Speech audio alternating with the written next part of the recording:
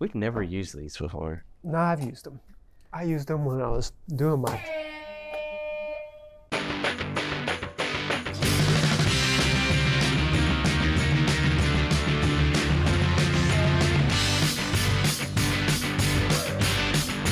You know, it's been 5 years since Our last video. Our last video. No, it was a little bit. Yeah. But it's been 5 years since 2020. Yeah. You know, when the world basically shut down because of a pandemic. We're looking back, because it's 5 years, and like recontextualizing our thoughts on those movies. Sure. Did something a little different this time for our top 10s. Okay. Of course, we combined ours. Yeah. Zach, who used to do movie reviews with us, yep. I asked him to bring his in. All comedies. All comedies. It'll make sense for longtime viewers of the program. Yeah. They'll go, yeah that makes sense. But I also added a random letterbox list. Yep. It was like the third list. I thought I was being cute, picking someone super random. Turns out not random at all. Yeah. In fact, they do a podcast. Yeah. His name is David Sims. With Blank Check, huge fan over here. I love Blank Check. I love David. If he ever sees this, so I would be geeked. I will say it put a movie that was not in the top 10 into the top 10 that neither of us like too much. That one. I put that one on my list. I know, but it's not like, if you think of the director's movies, it's probably his weakest or second weakest. Yeah, maybe. I don't know. But anyways, let's get started. This list is all over the place. All over the place.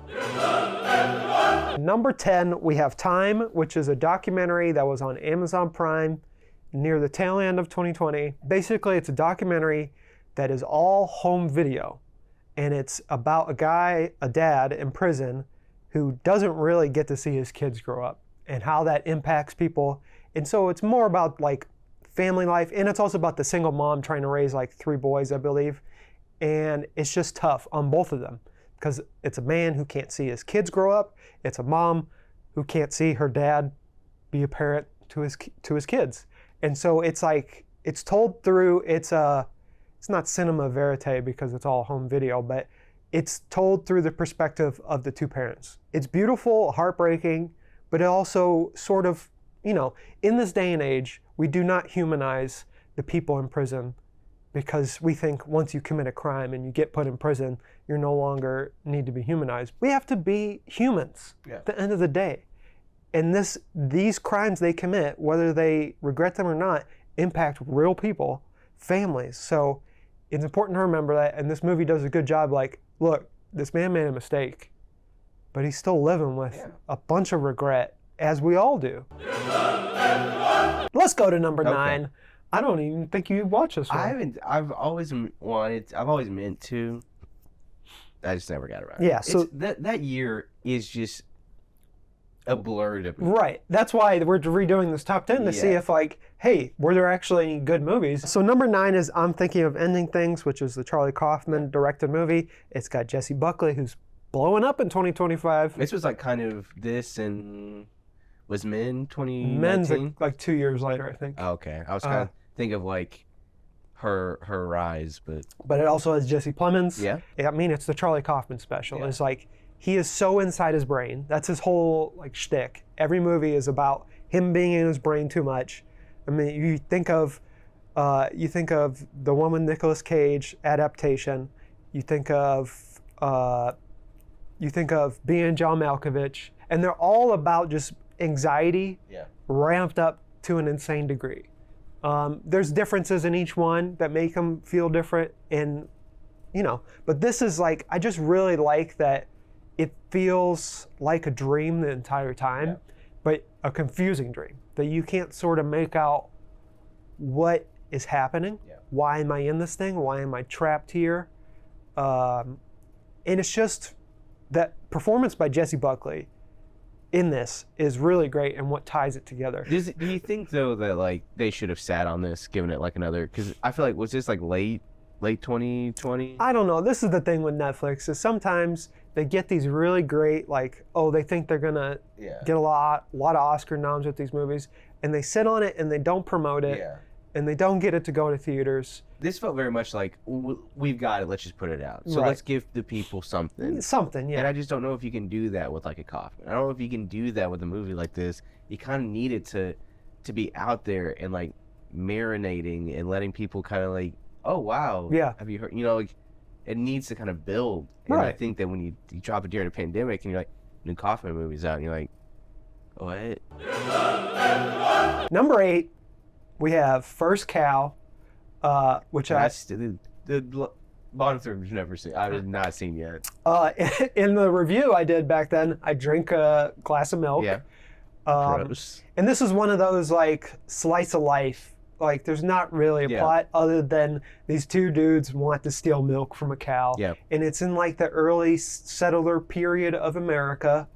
A little bit after that. But basically this dude has this sort of semi-rich guy, I think played by Toby Jones, has a cow. Yeah. And these two guys... Calm down. Gotcha, Toby. These two guys, they want to get the milk from the cow, and then they start making like baked goods Yeah. and start selling them at the market. And you know, I think it's directed by Kelly Reichardt. Yeah, it is. I forgot to check it, but yeah, and it's just her style of directing is just great because it focuses on the characters over the plot itself. Yeah. So you really get to feel the movie through these characters. And I can't remember his name. It's the guy who's in Past Lives, and he's in Yeah. September 5. He's a really great I really actor. like him, yeah. And he really ties this movie Yeah. together too.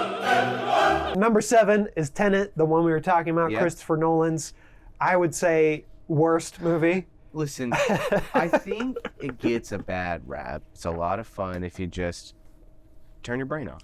I think that's Which you shouldn't have to do in a Christopher Nolan But I movie. think Nolan wants. I think this was Nolan being like, "Could you just do it?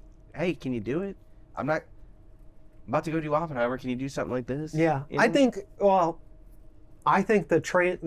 the truck scene, Trucks in Places Yeah. or whatever it's called, the song, that whole part is really great. The finale to it is really great. Yeah. It's getting there. That's There are parts a that struggle. are kind of a struggle, but you got John David Washington, Yeah. just crushing it. You got Robert Pattinson also crushing it. Doing what feels like a Brad Pitt role. I know. Yeah. And he's good at it. Like, Yeah, I yeah. want to see Pattinson just kind of having fun. Yeah, That's what I want Pattinson to do for a while. which he does in his interviews, but Yeah. he doesn't do in his movies a lot. So he just seems super chill. Like he's like, oh, okay, we're Yeah. doing this. I rewatched it, and I came to appreciate it a little bit more. Yeah. I think it's one of those movies that like, I want Nolan to be doing fun stuff, and I'm sure the Odyssey will hopefully be a lot of fun. But I mean, you think about Tenet comes right between Dunkirk and Oppenheimer, Yeah. and I love Oppenheimer. Dunkirk, I'm not as big of a fan of, but I just want some more sci-fi, pushing the limits, doing interesting things. Now, do I agree with how this movie was rolled out? Absolutely not. Do you think the sound issue was intentional, or do you think that was him trying to rush it to get it out because he wanted to be the one to save cinema? Is what the whole premise of it going out into theaters was like, we got to go back. But it seems like it would have been done already because it was supposed to come out whether there was a pandemic or not. Right, but the sound mixing was awful. In theaters. Yeah. And then I didn't watch it till it came out on streaming or whatever, and it was awful then too. Yeah. So It's just that it's too loud, I think. yeah, And that's Nolan's thing. He's like, let's really just crank up the volume. Villeneuve's doing a Bond movie, but can you give like Nolan something cool to do? Like, this man's gonna be stuck doing mythology and big old books that no one's gonna read for the rest of his life. Let him do a Stephen King movie. Number 6, we have The Empty Man, which I have not seen, but you and David put it pretty high. So I can't believe me and David are first name basis right now. No, Empty Man, I really actually didn't see until maybe last year, maybe 2 years ago. This movie is such a weird trip. It was marketed terribly. It was dumped during COVID, and and like you see every promotional thing, and you're like, that is pretty sure that's just the Bye Bye Man. And Did they just re-release the Bye Bye Man and change the name? It's like when you're looking at something and you're like, I can't figure out why I really enjoy looking at this, but it's very weird to look at. That's The Empty Man. Interesting. And it's a whole movie about like it's very existential, but with like so that's a lot of our list. Yeah. but with like a there's some truly like creepy imagery and shots in this. It's just really good. It's the guy who I'm pretty sure it's the dude who did all of Fincher's DVD making of. Oh, cool. Yeah, so he did this movie and it was made and then shelved, and then they're like, we'll do it, and and then like Disney got involved because I think this may be like a Fox movie, originally a Fox movie. Oh, because the merger was happening around this time, yeah. So it's just really it's hard to even explain what it is, because on the surface it seems like a movie about a mysterious like creepy figure who a cop is investigating after some teens disappear, but it's so much more than that. The like first 15 minutes feels like its own short film within it, and it is spooky. Interesting. It's good. Go check it out. I think it may be on Hulu. Promising Young Woman. Yeah. I did not put this on my list. You and Zach did. Yeah. I don't know if David did. Sorry, David. I know you're out there I don't watching. know if he's a fan. He's not. No, of Promising Young Woman. I think that he's a fan of. I think he put it on this list. I don't think I like Emerald Fennell as a director. I don't think I do either. I think Promising Young Woman is a fine movie. Yeah. I think Saltburn is a fine movie. But both of those movies have been hoisted onto this pedestal. Here's the thing with Promising Young Woman. I really like this movie. I think it's a lot of fun. No one else hates it when someone else does a movie like this. Yeah. You know, like John Wick is about a dog, and like everyone's like, yeah, let's go. And this is about this woman lost her best friend. But it's a fun kind of poppy movie, and it's enjoyable. Like there's a lot of great actors in it and comedians and that are doing things that like you're not expecting. But I think that people don't like this one, but they like the weirdness of Saltburn. Yeah. I think this one I didn't like the climax of the movie. And so it soured a little bit for me. I can see that. But yes, the acting in it, I really like the acting. Same with Saltburn, the acting's really good. It's just Saltburn is that like TikTok movie where you're like, okay, there's some things that you're like, oh yeah, that's gonna be like, you can't do that with Promising Young Woman. Yeah. Regardless, I think it's a good movie. Yeah. I think it's worth watching. Yeah. I just wouldn't put it in my personal top 10. Yeah, that's fine. Films should be a little bit challenging. Yeah. They should challenge you at times. And I think Emerald has the same issue that Darren Aronofsky has. That's a great comparison. They want their art to speak for it. They don't want to talk about it. Yeah. They want their art to speak for it. And they want it to be a little bit boundary pushing, which I'm okay with.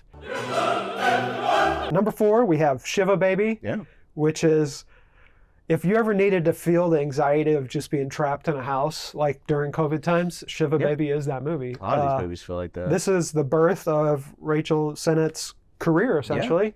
And then she blows up after this. But it's basically she goes to a Shiva and is stuck there with a bunch of people that she knows. Dude she's hooking up with is there with his wife and baby. Her ex is there. I think another ex is there, or maybe around. Her parents are there, and they're just full on, just like anxiety bombs. Oh. It feels like one of the first times a horror movie without having to need kills or body horror or anything. It's the horror of being a person. Yeah, it's that haunting. It's that meme where you're like, oh, I just remembered something I did like 20 years ago. Yep, and you're like, oh, I gotta deal with it in this moment as we're supposed to be sad and there's food to eat. Yeah. And it's just very great. Yeah. And it starts a little bit before the Shiva, but it takes mostly place during it. And it's just, I think the acting in it is really great. A lot of good actors and actresses you've seen in other movies pop up in this. It's just good. It's just good. Can I ask you, do you think because Rachel Sennett, very like Gen Z, like people, like they love her. Yeah. She is great. Do you think that they've seen this movie, or do you think they like latched onto like Bodies and the Bottoms and like that's Well, Like, I think do you think there's a gem that like Gen Z should discover here? I think a lot of people probably are coming into Shiva Baby through Bottoms because it's the same Yes. director, Seligman. I can't remember her first name. And Bottoms is a much different Yeah. movie than this. Yeah. So I do like that, because I like when directors do different genres every Yeah. time. So I'm excited for her career. I think people are coming from Bottoms and Yeah. Bodies. Number 3, we have The Five Bloods, and Yeah. I forced this man to Forced me to watch watch the it. movie because just in I know. case it Listen, made his top 10. I don't think I could have watched it when that year. So we just lost Chadwick. Yeah, It was really hard. it was a tough Yeah. time. But no, great. Not what I thought it was gonna be. Yeah, exactly. Because I kind of Yeah. thought it was gonna be a lot more of the like Vietnam part, Mhm. or like it's all Vietnam, and it's not. No, And I think I was pleasantly surprised by that. That means you don't get as much Chadwick, but it is also kind of weird to see all those older dudes play them their younger selves next to Chadwick Boseman.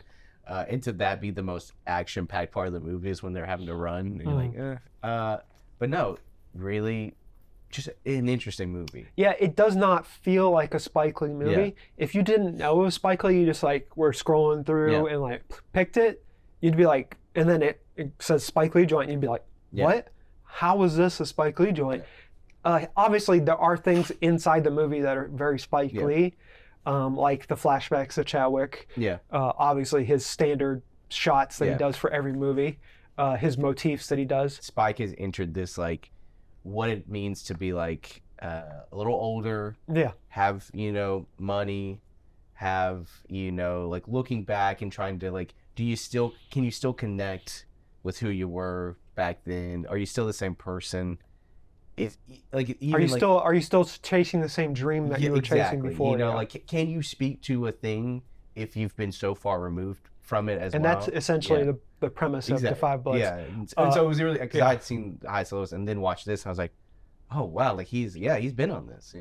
Delroy Lindo, I still of the opinion he should have been at least nominated. He didn't even get nominated. I don't think he was. That's crazy. Go watch it. It's really great. Also go watch Ma Rainey's Black Bottom because those are Chadwick Boseman's last 2 really good movie. performances. Almost put it on. I feel like I need to rewatch, but because Ma Rainey just felt very much like a stage. I mean, it is a stage play. It is a stage play, it makes but sense you why, feel Chadwick. He is because he hid it from a lot of people, so you could feel it in his performance that he was like, "This is it. This could be it. I gotta make it last." Number 2, we have Minari. A movie I forgot came out in 2020 because I think I saw a lot of them in 2020. It comes out at the tail end of 2020, and I didn't watch it till 2021. We both really love that on this channel we are on the record. Based on the director's life in Arkansas. Stephen Yun, he does this, and then Beef comes out a couple years later. I think he's really finding himself as an actor now. Post Walking Dead, he was sort of just like, he did like Okja and a couple other movies, and now he's sort of starting to become main character.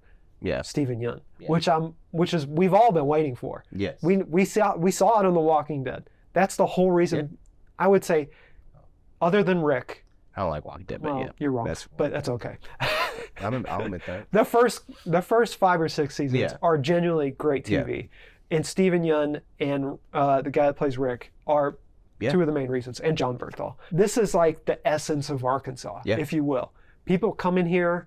Especially in the early like 70s and 80s, it's like people coming here from other places, whether out of the country or in the country, and trying to make a life for yourself that you could be happy with.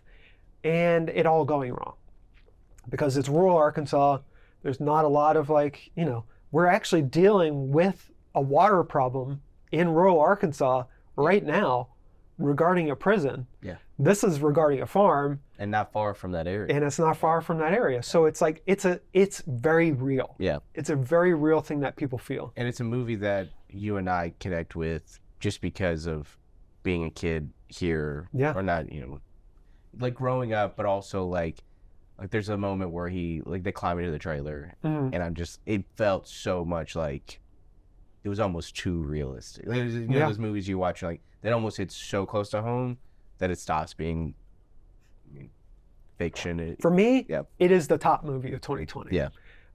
It's probably going to be close to the top of when the decade ends. Yeah. So it's, I mean, we got a couple more years. But number one. Before we go, I'd like to put an asterisk because Yes. we've clearly forgotten to put Vast of Night on this list, which is Oh, did it come out in 2020? Yeah, that was like my favorite 2020 thing. Yeah, it should be on the list. It should be on this list. It should be on this. Sorry, Tenet, you have been removed from the Throw you list. away. We're gonna throw you off the list. We're gonna put Vast of Night in there. I'm glad we still got to talk about Tenet. But Vast of Night, if you haven't seen it, go check it out. It is so beautiful and weird. And if you love like genre things, if you love old genre stuff as I do, it's perfect. Yeah, and it's one of those movies like it felt like discovering it was like how you would discover a great movie on late night cable TV. Yes. Number one is Palm Springs. Palm Springs. It's not Zach's fault. It rules. I will say it rules. It should not be number one. I think here's an argument. Of the movies that came out that year. Yeah. It's a movie that has somehow and think about it, they made this movie in like 2019. Yeah. It feels so much felt like what we were all kind of going through. Yeah, he's we're stuck, all just stuck. Yeah. And then it gives a little bit of like comic relief to that. So then we could laugh at maybe that. We could laugh at ourselves. Like, look at us. We're doing sourdough. It's crazy. I enjoy every time that the video of Andy Samberg doing the dance pops up on like TikTok or Instagram. Yeah. I watch it because it's fun. And it does Groundhog Day in a different way that it doesn't feel like Groundhog Day at all. In that he gets stuck at this wedding, but it's out in the middle of the desert. Yeah. So he really can't do a lot of things. Yeah. He's sort of stuck at this wedding. Well, I think too, it's just a good. The two of them, they're not like we all know that Phil from Groundhog Day, not the nice person. That's the whole point. Yeah. But this movie, the two of them being stuck, the two of them having regrets and not being, just not being great people and trying to push through that. I know that like it's not the best movie. I mean, obviously Tenet should be number one. Well, we threw it off the list, so Vast of Night's number. We're putting it back on the. But it just when I think about 2020, I think about Palm Springs. Yeah, I think about like it's a movie, and it's a movie that I think so much was thrown at us in 2020. Yeah, movie wise and life wise, that I think that it has the most stickiness. That I think this is a movie that we're getting like that you're gonna be watching, like a Groundhog Day maybe. Yeah, I think you're right. I mean, it might go down as Andy Samberg's best movie. Yeah, like I'm not gonna be watching Promising Young Woman in like 10 years from now. You're not going to show your kids Promising Young Woman before you show them Palm Springs. Palm Springs, yeah. There are movies you show your kids first. The Empty Man. And then you let them discover the other movies on their own. Yeah, you're going to show your young kids The Empty Man. Eleanor loves some spooky stuff. And this involves, I get talk about The Empty Man a lot, but blown into a bottle. It's really cool. But I started showing Sophie Futurama. Yeah? Yeah. How's that going? Going pretty good. I'm picking the episodes that are not too weird. Okay. More lighthearted. I did show her the episode where the dog dies. No, not that. the one where the brains come and make everyone dumb. Yeah. That's what 2020 felt like. Yeah. Is COVID came, made us all dumb for a little bit, and now we're sort of, we're still all a little pretty dumb, I would say 5 years later, but we're slowly getting out of the dumbness. But anyways, that's our list. Can we also talk about how I don't think there's a movie on here that didn't come out before the pandemic? Oh, sorry, there's a movie. There's not a movie on here that came out before the pandemic. Yeah. I try to get Invisible Man on there. You can make an argument for Bad Boys. You tried to get Sonic the Hedgehog on here. Harley Quinn's much better than people say it is. It's a lot of fun. I would dare say a little bit underrated. It is very underrated. Wonder Woman obviously comes out, and we are on the record. We were just so happy to get back in theaters that we may have overrated it. Yeah. And I'm sure if I rewatch it now, I'd be like, ooh, ouch, I haven't rewatched it, but I've seen clips and I'm like, what were we thinking? Yeah. We were wrong. We were wrong. We were just amped to be back. I just wanted to be out of the house. And it was Christmas time. Yeah. We're all feeling the holly jolly spirit. I know. Anyways, goodbye.